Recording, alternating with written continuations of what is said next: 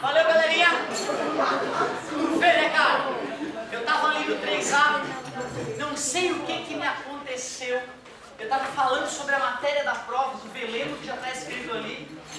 E eu não sei em que momento os astros se alinharam ou desalinharam, que alguém... Começamos a falar sobre a ida do homem à lua. Você vê que loucura? De novo. Eu não sei que as aulas nunca são iguais, tu sabe disso, né? Por isso que eu até te recomendo, quando tu quiser assistir uma aula, assista dos outros, porque vai ter algum comentário diferente. Não a matéria em si, que a matéria em si a gente acaba esmiuçando mesmo. Agora, um comentário ou outro nunca é igual. E foi tão bacana a discussão, porque eu falei pra vocês, né, que meu filho não acredita como ele foi na lua. Né? E eu falo, explico, o guri tem 10 anos, como é que ele vai compreender, né, esse fato? E aí eu teci uma série de raciocínios com eles para mostrar que é injustificável, né, tu achar que o homem não foi na lua, mas não por um motivo, ou por dois, ou por três, que aparecem nos caras, né, que argumentam contra.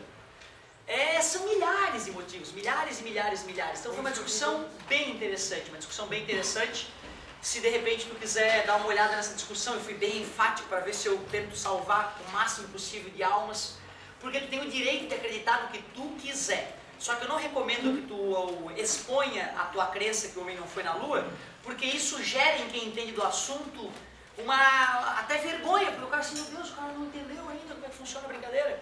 E são vários fatos geográficos, históricos, físicos e matemáticos que, né, me faz apostar a minha vida na ida do homem à lua, certo? Que me faz crer com toda a certeza, e se não for isso, eu acho que eu tenho que reestudar tudo que eu estudei na minha vida, que pode ter sido um grande erro, certo? Então não se esqueçam, olhem os dois lados da moeda antes de tomar uma posição, certo? Beleza? Lembrem-se dos satélites, né? Lembrem-se da TV via satélite, certo? Uma outra coisa que eu acho bacana, a OBA, já ouviram falar na OBA? Não. Olimpíada Brasileira de Astronomia e Astronáutica, né? Ela aconteceu no Brasil, ela aconteceu na sexta-feira passada, eu acho, ou quinta-feira passada, mas tu tem o direito de fazer ela agora, então tu pode baixar a prova da internet, tentar fazer, se tu não estudou para ela, mesmo estando no terceirão, vai ter coisas que tu vai ver que é bem difícil, principalmente a parte de astronomia que não cai no vestibular, mas a parte de física que é cobrada lá, toda ela cai no vestibular, e é muito bonita aquela prova. Só de tu fazer essa última prova, tu já sairia convencido da ida do homem à lua, porque tem tantos detalhes técnicos sobre foguetes, que tu vê que, sobre satélites também, que tu vê que não faz sentido, né, a gente tá enganando vocês. Só para ter uma noção, um satélite lá da Sky, né, por exemplo, que é geoestacionário, falei, né, que a anteninha tá sempre apontando pro mesmo lugar, né, comentei? Já viu essa anteninha da Sky? Sim. Ela tá apontando pro céu, né? Se ela tá apontando pro céu é porque tem alguma coisa lá no céu enviando radiação eletromagnética, né, micro-ondas para ela, né? A não ser, eu até criei duas suposições contrárias no terceiro A.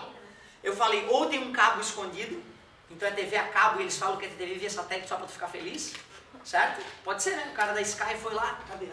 Aí ele vai, passa o cabo subterrâneo lá e vai para o computador da Sky. Então ele aponta a antena para o céu só para te iludir, poderia acontecer. Eu já até investiguei lá na minha e realmente não tem cabo conectando a Sky na minha TV, na minha coisa. Outra coisa que tu poderia fazer, né? Vai que tem um HD ninja escondido dentro da antena, com tudo gravado já. Já tá tudo gravado, não tem nada ao vivo, é tudo gravado. Poderia ser também, né? Mas eu procurei, isso, exatamente, milhares de horas, assim. Aí às vezes o técnico vai lá escondido, troca o HD. Né? E então tu faz essa investigação também, tu vai ver que não tem. Então uma hora tu vai ter que supor que de fato tem algum tipo de luz invisível vindo de uma coisa flutuante no meio do espaço sideral e que bate na tua antena trazendo informação. É difícil, eu confesso. O cara que não entende física e matemática é bem impossível. E o pior, quando o Mercúrio passa perto da Terra, como massa atrai massa, o satélite é atraído por Mercúrio e sai do lugar dele. A antena ia ficar desregulada. Será que eles mandam um astronauta lá para botar o satélite no lugar? Não, né? É que o satélite vai com gás. Ele vem um monte de gás, tem, sei lá, 2.000 quilos de gás dentro do satélite.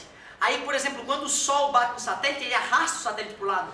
Sim, a luz, quando bate na tua pele, ela gera uma pressão na tua pele. A gente só aprende isso na faculdade, na verdade. Então o próprio Sol pode deslocar o satélite da Sky para o lado quando bate o Sol nela. Aí os controladores do satélite aqui na Terra, né, a empresa que controla o satélite, liga o gásinho para lá e bota o satélite no lugar. Tu vê que loucura, cara? Cada satélite geoestacionário, ele tem que ir com toneladas de gás lá para cima, para quando ele sair da posição dele, o gás colocar ele no lugar. Um aluno perguntou exatamente isso na outra turma. E professor, quando acaba o gás? Acaba a vida útil do satélite. Ele vira lixo espacial. Tem que deixar sobrar 2% do gás, para na última manobra do satélite tu afastar ele da Terra e deixar ele acima da órbita dos 36 mil quilômetros de altura, que é o lixo espacial. A órbita para o lixo espacial. Tu vê, né, cara? Tem cara agora construindo satélite que vai ser colocado em órbita. Sem falar do jipinho que tá lá na Lua agora, né? Tu pega lá um puta de um satélite, fotografa a Lua. Ué, tem um jipe lá na Lua. Que estranho. A galera do TED3 achou estranho. O quê, professor? Um jipe na Lua? Eu fiquei puta. O rover, cara, o rover da NASA. O jipe que a NASA fez para passear na Lua, porque a pé era muito grande. E eu fico apavorado do cara não lembrar que tinha o jipinho da NASA na Lua e que ele não voltou, que ele tá lá. Então se tu tem a chance de ir num puta de um satélite em noite de lua cheia, tu, num telescópio, né, satélite não dá pra tu ir, no telescópio, tu daqui da Terra, tu puta o rover. É apavorante. Certo? Diversas crateras a olho nu. Cratera, tu vê a olho nu, já viu? Tu olha ali, pô, que mancha na Lua é aquela? É uma cratera lunar. É assustador. Na OBA, na provinha da OBA, ele aprende a tu calcular como é que a gente consegue distinguir, o que o Hubble consegue distinguir de pontinho na Lua, o que o olho humano consegue, tem cálculo para isso. Por isso que a prova é linda. Eu mesmo dando aula há 10 anos, um pouquinho mais, eu faço a prova da OBA, eu saio engrandecido que eu aprendo. Eu até erro as de astronomia, que eu não sou muito acostumado com astronomia, né? Eu não tive assim um pai que, pô, Otávio, noite estrelada, vamos lá ver as estrelas. Ó, aquela é a Alpha Centauri. Ó, ali são as Três Marias, se tu puxar uma reta no Cruzeiro de Sul, tu bate em tal. Eu nunca tive isso. O cara que faz a OBA, ele tem que estudar astronomia, ele tem que pegar lá o... Nossa, falei. Ele tem que pegar o Google, já te falei do Google SkyMap? Né? Ele pega o Google SkyMap e ele faz um estudo, pô, Três Marias, o nome delas, que eles podem te perguntar alguns nomes. Eu sempre erro uma ou outra de astronomia. A parte de física eu acerto, que é minha obrigação, e te dou essa dica. Baixa a OBA, só digitar OBA no Google, O-B-A. É bom para estudar a parte de física, que é uma parte que eu só vou ensinar para vocês mais no final do ano, nós vamos voltar a ver mais no final do ano. Vai ser física D, eu acho até. E no primeiro ano tu estudou um monte de coisa que te ajuda na OBA, na verdade, no segundo ano também. Já dá, tu que está no terceirão já pode arriscar a provinha. A parte de astronomia, se tu não te encarnar, tu pula, porque não vai te acrescentar nada no vestibular, é mais para conhecimento. Mas tem um monte de questão de geografia foda. Um monte de questão de geografia foda ali também. Então vale a pena, vale a pena. Só gastei esse tempinho, porque eu gastei tanta energia mostrando pra gurizada que o homem foi à Lua e que tem diversas provas.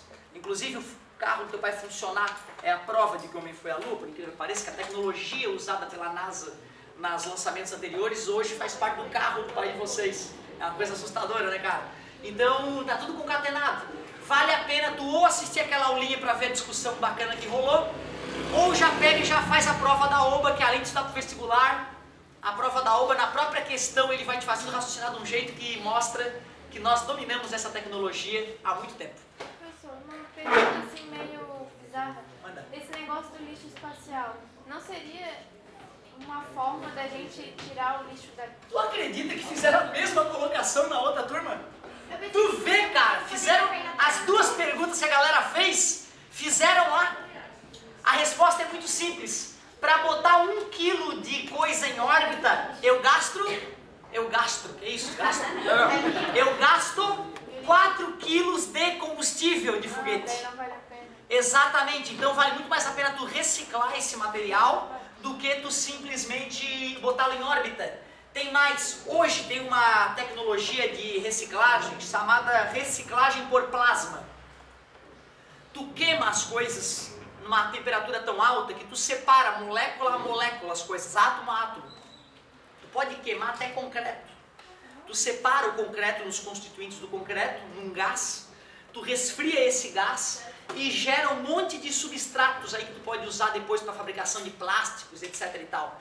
Então de bosta de vaca até aço, até concreto, por plasma tu recicla. Aí a galera perguntou, professor, custa caro, gasta muita energia? Tem mais. Se tu tem uma usina de reciclagem por plasma, ao queimar o teu lixo, tu vai gerar energia. que tu abastece a tua usina de reciclagem e vende o excesso para a Celesc. Fazem isso. O Brasil ainda não é campeão nisso, mas tem países que fazem isso. Mas não vai liberar. Ah, boa! O que a gente faz com a fumaça que iria para a atmosfera? Bota um negocinho, um filtro, e só deixa sair o gás que não é nocivo. O gás nocivo a gente filtra, certo? Aí esses filtros sim teriam que ser armazenados, ou usar um outro processo de reciclagem. Tem até reciclagem para materiais radioativos que nós estamos desenvolvendo. Essa é muito mais delicada, vai demorar muito mais anos para a gente aprender. Mas até o lixo das atuais usinas nucleares, futuramente, nós poderemos reciclar e poderemos melhorar o impacto da usina nuclear. Por isso que hoje até o Greenpeace prefere energia nuclear do que energia hidrelétrica. Não sei se vocês estão sabendo disso. Os caras que são mais tarados pelo meio ambiente no mundo, né? Os especialistas deles hoje preferem a instalação de uma usina nuclear do que de uma usina hidrelétrica. Tu vê, a gente achava que a usina hidrelétrica era do bem, não causava impacto ambiental. Nós estávamos enganados. Usinas hidrelétricas agridem o ambiente fortemente. Que viagem, né? Em questão da usina nuclear, assim, igual teve alguns anos atrás que falaram que se acontecer alguma coisa errada, poderia acabar com, não sei se é o país ou tudo, né? Mas enfim, eles não pensam, tipo, pra que fazer tanta coisa assim, botando a vida não só deles, mas do mundo todo, assim. Bacana a tua colocação. O problema é o seguinte, ó. Tu vê que pergunta bacana da colega. Porra, professor, vale a pena a gente arriscar a vida de muitas pessoas para poder gerar energia desta forma? Claro, se acontecer alguma coisa errada pode acabar com o mundo todo. Não, não, é que assim, ó, eu entendo a preocupação dos dois. O problema é o seguinte, ó. Sem essa atitude de correr atrás da energia nuclear, nada seria como é. É provável que a internet não existisse. É provável que muitas das tecnologias que tu usa no teu dia a dia não existissem. Então tu vê, parece bobagem, mas o avanço tecnológico necessário para controlar a energia nuclear, tu usa hoje no teu dia a dia. Isso é uma coisa difícil de compreender. Lembra do prisma óptico da aula passada? Ele salvou a tua vida. A pessoa está estudando prisma óptico, ela pensa, que merda, estudar esse pedaço idiota de vidro. Ela não sabe que ela está viva porque um filho da mãe estudou o prisma óptico. As pessoas às vezes não acreditam, mas eu vou te provar. Tu está vivo graças aos prismas ópticos, graças à energia nuclear, graças ao capitalismo que fode muitas pessoas. Certo? Pode ser que um erro cause danos para muitas pessoas, não todo mundo ali a galera está sendo exagerada. Quando um físico fala, o estudo do LHC para ver se o bóson de Higgs existe, pode gerar um buraco negro que sugará a Terra. Não, é totalmente exagero. Ele fala isso, não que não pudesse existir a possibilidade se a energia que nós usássemos fosse muito maior, mas ele fala isso, ele usa essa possibilidade. Na situação atual é impossível, mas ele usa essa possibilidade física para atrair atenção para a vida dele. Ele é um cara que ninguém queria investir no laboratório dele. Ele tem uma puta de uma pesquisa bacana sobre o buraco negro para ser investida. Quando ele joga isso na mídia, alguma pessoa com bala na agulha pode se motivar e, vou investir na pesquisa desse cara, porque é interessante, tá entendendo? Então, às vezes, alguns anúncios, eles são meio para causar um pânico. É fundamental para a vida na Terra a energia nuclear. A energia nuclear é a única coisa que pode salvar a raça humana no futuro. Por quê? Porque a gente vai precisar... Tu concordas que tudo que tu faz na tua vida precisa de energia? Tudo. Você deu uma lâmpada. Comer. Exatamente. Se nós não tivéssemos atacado a energia nuclear, França, uma grande potência mundial, esquece. 70% da energia francesa é nuclear. A França teria sido engolida pela Alemanha, teria sido destroçada pelos países vizinhos que têm fontes de energia outras que não a nuclear. Os franceses isolados das outras energias, entendeu? Ou eu abro as pernas para os caras do lado e eles vão me detonar economicamente, ou eu me viro para arrumar energia e não dar o braço a torcer. É possível que o nazismo tivesse vencido o mundo se nós não tivéssemos estudado energia nuclear. Tu vê que loucura? Poderíamos ser todos nazistas, felizes. O mundo poderia ser outro, não sei se melhor ou pior, mas talvez Hitler fosse ainda o grande sujeito do mundo, estátuas dele em todas as praças do mundo. Tu vê, né? Então às vezes há coisas que é difícil do cara processar, de acreditar. Eu sou fã da energia nuclear, acho que deve continuar. A história do Japão Foi ser humano cabeça de bagre que causou aquilo. Avisaram os caras. Bicho, tá vindo um tsunami. Aí os caras lá em Fukushima, né? Tem barreira aqui, não vai dar nada. É um tsunami, tem onda de 12 metros, cara. Desliga essa merda dessa usina. Seguro pra caralho aqui, deixa ligado. Aí começou a entrar água nos resfriadores. Deu pau. Meu Deus, vamos desligar. Não dava mais tempo de desligar. A água tinha inundado o sistema, travado o sistema. Se um babaca tivesse apertado um botão, Fukushima tinha desligado antes da pane, não ia ter vazado nada. É o ser humano que fez cagada. O que nós temos que começar a proibir é que ser humano pilote carro, que ser humano pilote avião, certo? Isso nós vamos proibir. Pois é, mas o robô ele é muito mais seguro do que o ser humano hoje em dia. Só para ter uma noção, hoje em dia, tu lembra que vai operar um cara? Tu bota um robô em cima do cara, tu vai no joystick do lado e tu opera pelo joystick, tem braços mecânicos na barriga do cara. E é assustador o aumento da chance de vida nesse caso. É assustador. E ainda sobre o lixo, tipo, não tem muito lixo lá. Tem, não bastante. É perigoso, tipo, não pode cair, consumir a terra e dar um... Não, ó, bacana.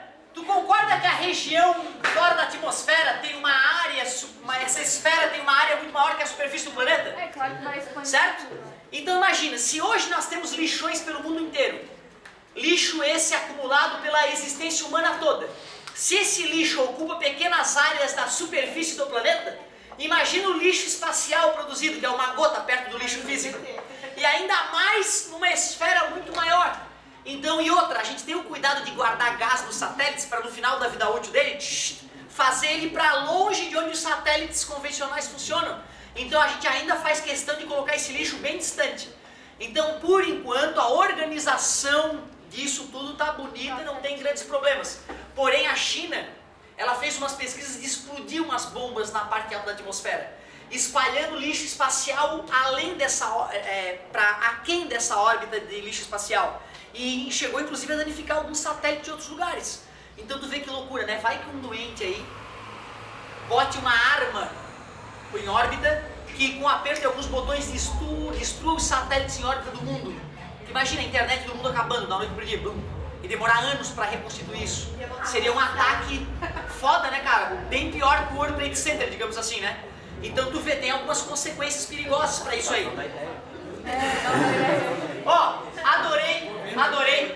Já gastei o tempo que eu queria gastar para cutucar uma outra história importante para tu pensar aí. Agora só pra gente deixar bem claro. Eu respeito vocês estarem alheia ao mundo atual, mas a física vocês vão ter que engolir, tá? Então falou, vai pra rua, o amigo também. Qualquer um de vocês aí, se abrir a boca agora na aula de verdade, ele vai pra rua, tá bem claro. Porque eu não me importo que tu seja alienado. Tudo bem, agora física vai ter que manjar um pouquinho. Dilatação linear. Delta S igual a... Dilatação superficial. É o método. Olha. E dilatação? Tranquilo. Volumétrica é só para líquido, né? Gases também? Não, amigo, faz que não. Pode ser gás e sólido. Um sólido que tem volume e não dilata tridimensionalmente, certo? É que é clássico aparecer questão de líquido. Mas se eu quiser botar um cubo de aço e pedir para calcular a dilatação volumétrica dele, não muda nada. Mas mais perigoso que essas três dilatações é aquela última que a gente viu na última aula. A dilatação aparente, anômala, nós vamos voltar a falar hoje. A dilatação aparente, nós vimos que o que transborda é aquilo que o líquido dilatou de verdade, menos o que o recipiente dilatou. E até te mostrei que dá para calcular o coeficiente de dilatação aparente. É o do recipiente menos o do líquido ou o do líquido menos o do recipiente? É a mesma ordem da variação. Eu diria que essas são todas as equações de dilatação que nós temos. Se der encrenca, eu já tive problema para resolver questão de dilatação. Mesmo quando a física já estava mais ou menos sólida, eu já tive questões que eu tive que ler 2, 3 vezes, raciocinar e fazer um esforço mental danado para resolver. Algumas vocês vão travar, não é possível. Não é normal que vocês acertem todas. Quando isso acontecer, é muito mais provável que seja um problema de interpretação de texto e de matemática, não falta da discussão, certo? Mas tem questão que é tão foda, cara. O cara tem que estudar a questão para saber resolver. Ontem mesmo eu fiz uma no apoio, que era x mais y mais z igual a 6. Matemática, ó. X mais y mais z igual a 6. Quantos números inteiros não negativos existem para resolver esta equação? Contagem, né? Arranjo, permutação, não é isso? Só que tu vê, ó, eu fiz usando a minha intuição. Eu fui lá e pensei, pô, se o x for 6, as outras tem que ser 0. Mas pode ser também 0, 6, 0. Ou 0, 0, 6. Tudo bem? 3 possibilidades. E fui mapeando. E matei a questão. O amigo me trouxe uma fórmula que eu olhei a fórmula e não entendi a fórmula. Era uma fórmula pronta, entendeu? Ah, em questões desse tipo tu usa a fórmula. O K é não sei o que, tem o P, o R, do blum. E magicamente resolve. Tu vê, eu dando aula há 10 anos, no pouco tempo que eu tive, eu não consegui deduzir a equação ali. Eu falei, não entendi essa equação, precisamos estudar depois ela. Mesmo um probleminha, já viram um probleminha de ângulos entre ponteiros de relógio? O certo é tu usar a regra de 3 e raciocínio lógico e matar na hora. Mas tem uma fórmula macetosa. Vocês chegaram a ver a fórmula? Cara, o legal é deduzir aquela porra daquela fórmula. Tenta deduzir. Cara, eu lembro que quando eu deduzi aquela fórmula, foi numa, pô, professor, deduz a fórmula pra gente. Eu, puta, adoro esse desafio, né? Eu gastei uns 15 minutos para poder entender aquela equação.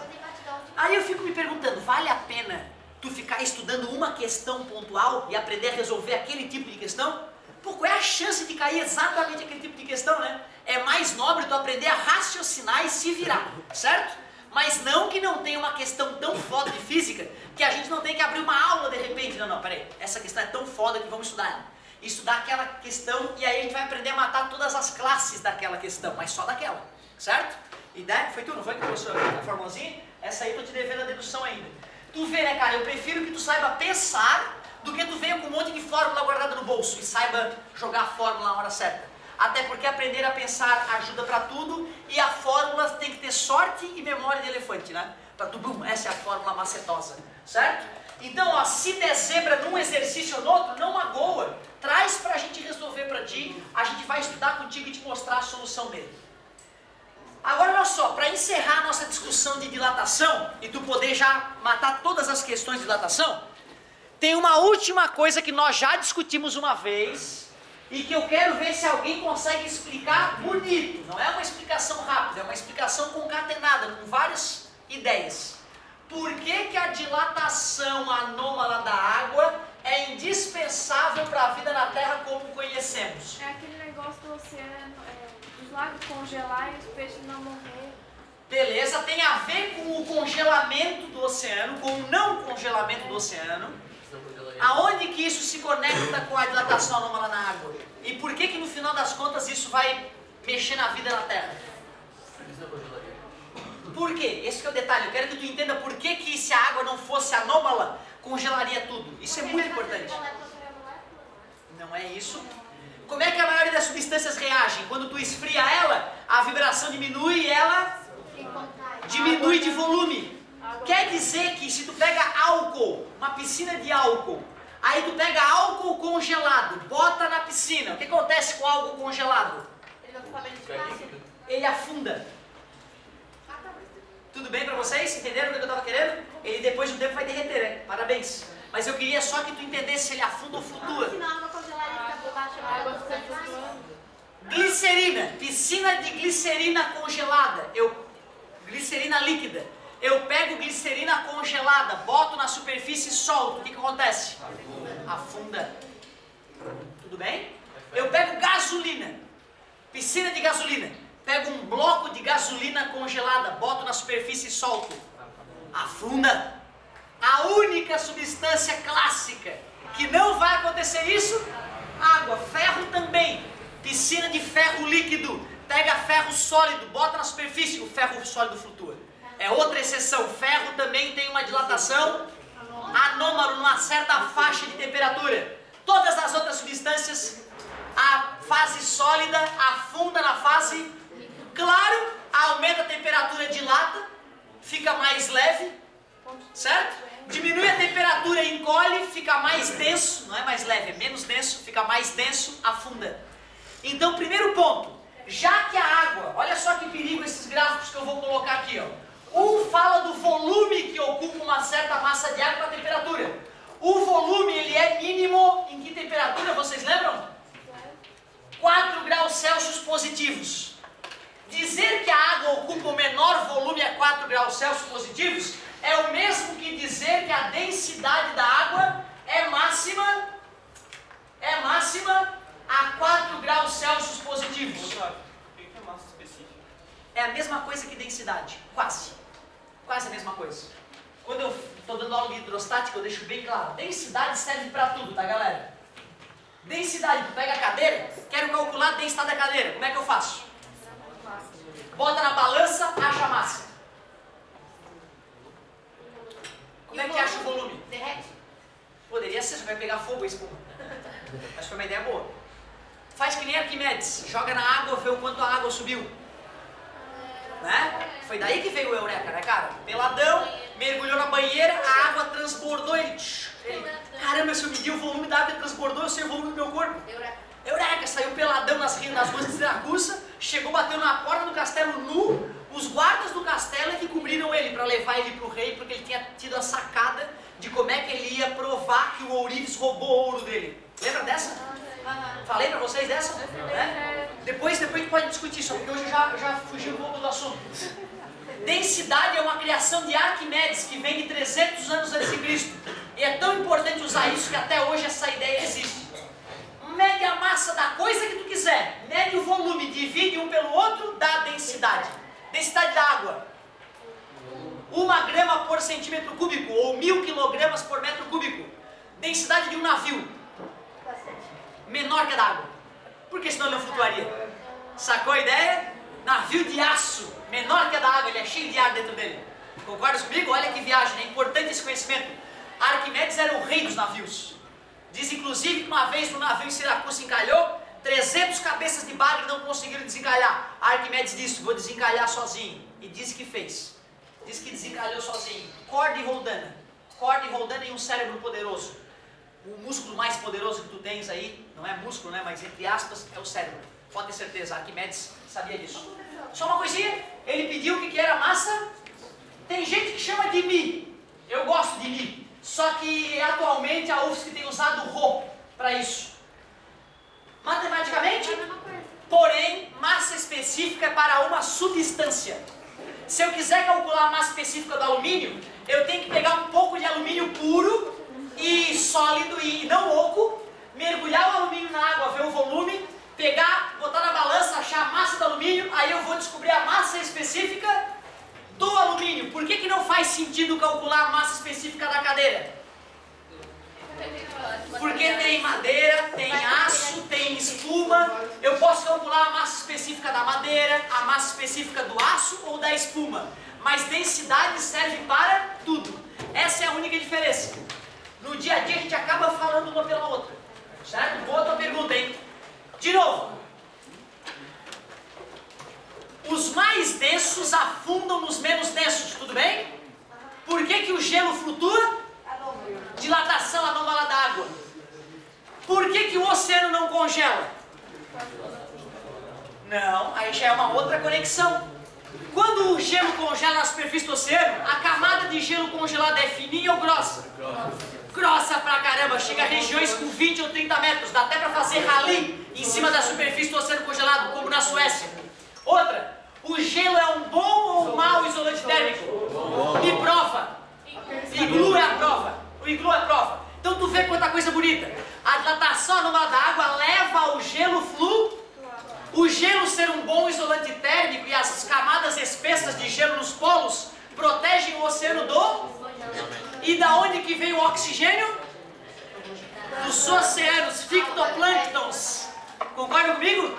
Eu preciso dessa conexão. Se te perguntarem no vestibular, questão discursiva, vai acontecendo. Por que a dilatação anômala da água interfere na vida da Terra? Se tu falar só porque a água dilata anomalamente, só explicação. A dilatação anômala da água faz com que o gelo tenha densidade menor que a da água.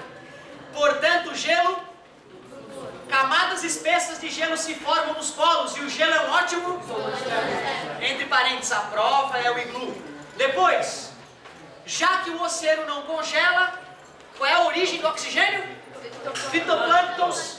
Então, se o oceano congelasse como um todo, se a água fosse uma substância normal, até poderia ter vida na Terra, mas não como conhecemos.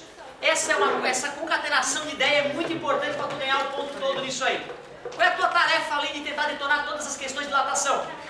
Ler sobre estudo dos gases, que vai ser a próxima aula. Lê tudo que tu puder de estudo dos gases. 2 perguntinhas, vamos lá. O que acontece com as moléculas da água? Como é que é? O que acontece com as moléculas da água?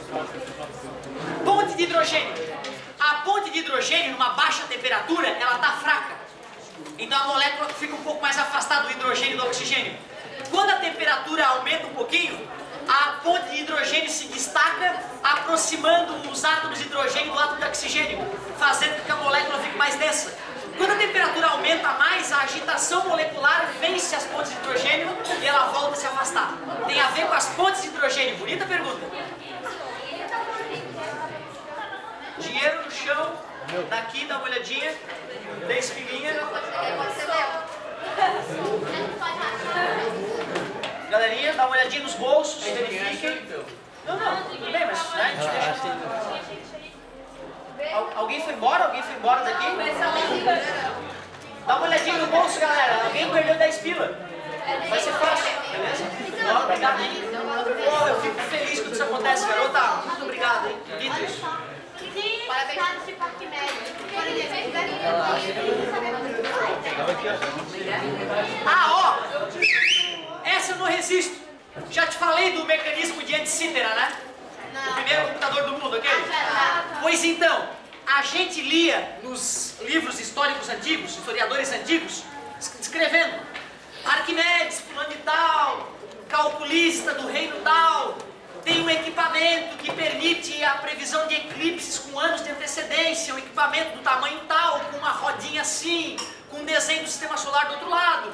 Quando se lia isso em livro de história, achava que era tipo literatura, alguém viajou e até parece que dá pra fazer isso.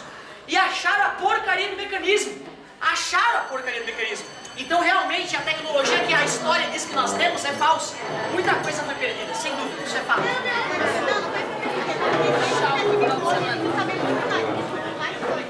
Acredito que sim. O problema é que assim, ó, a história desses caras é então talvez a história de direito seja diferente, a sociedade é fazer umas fotos de alguma maneira. Poderia ter demorado isso. É possível. Tem que ser muito cautela nesse raciocínio. Valeu, galerinha!